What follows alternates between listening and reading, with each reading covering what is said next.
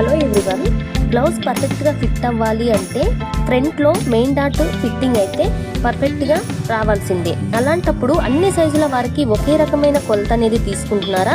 అలాంటప్పుడు అందరికీ సెట్ అవుతుందా అనే అనుమానం మీకు ఎప్పుడైనా వచ్చిందా? అయితే ఈ టిప్ ఫాలో అవ్వండి. మనం ఎప్పుడైనా సరే బ్లౌజ్కి 2.5కి ఒక మార్కు, తర్వాత 2.75కి ఒక మార్కు అయితే చేసుకొని మెయిన్ డాట్ని అయితే స్టిచ్చింగ్ చేసుకుంటాము.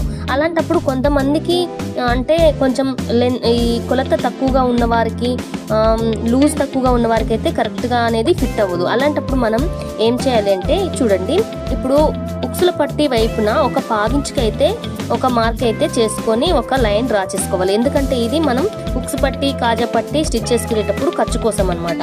అయితే ఉక్సు పట్టికి వైపు నుంచి ఇలా కొలుచుకొని ఫస్ట్ ఒక స్టిచ్కి ఒక మార్కింగ్ అయితే చేసుకోవాలి. ఉక్సు పట్టికి ఉక్సు పట్టి వైపు నుంచి మనం ఖర్చుకి స్టిచెస్ వేసుకుంటాం కదా, ఇక్కడ టైట్ ఫిట్టింగ్ కుట్లు, అక్కడి నుంచి మళ్ళీ ఇట్లా లెంత్ చూసుకొని ఒక మార్క్ అయితే చేసుకోవాలి.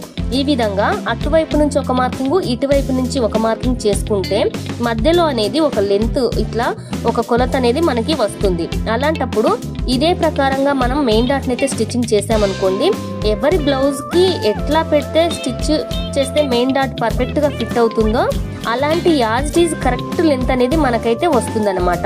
ఎవరైనా సరే మా బ్లౌజ్కి ఉన్న విధంగానే మెయిన్ డాట్ని అయితే స్టిచ్ చేయండి, వేరే ఎక్కువ తక్కువ రావద్దు అని అనుకుంటే మీరు కన్ఫ్యూజ్ అవ్వకుండా ఈ టిప్ అయితే మీరు యూజ్ చేసుకోవచ్చు. ఇలా వచ్చిన లెంత్ తోటి మనం మెయిన్ డాట్ని అయితే స్టిచ్ చేసామనుకోండి, మనకి పర్ఫెక్ట్గా వాళ్ళ బ్లౌజ్ ఎలా అయితే ఫిట్ అవుతుందో అలానే కరెక్ట్గా ఫిట్ అయ్యేలాగా మనకి బ్లౌజ్ అయితే ఫిట్టింగ్ అనేది అయితే వస్తుంది. నచ్చిందా ఫ్రెండ్స్? టిప్ నచ్చితే యూజ్ చేసుకోండి.